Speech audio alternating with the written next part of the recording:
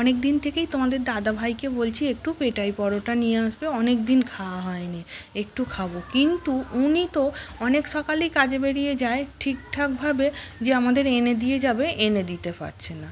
কারণ রবিবার ওনার ছুটি থাকে, রবিবার আনলে হয়। আবার রবিবার আমি বলি না, রবিবার খাবো না, রবিবারে ঘরে থাকে উনি, একটু খাওয়া দাওয়াটা অন্যরকম হয়, আর পরোটা ওই দিন খেতে ইচ্ছা করে। এমনি অন্য কোনো বারে হলে ঠিক আছে, বলতে আমাদের এখানে এই পরোটা সকালেই বিক্রি হয়। কিন্তু তোমাদের দাদাভাই তো কাজ করে উলুবেড়িয়ায়, ওইখানে সারা দিনই বলতে গেলে এই পরোটা বিক্রি হয়। তাই উনি মনে করে একদম আজকে নিয়েই এসেছে।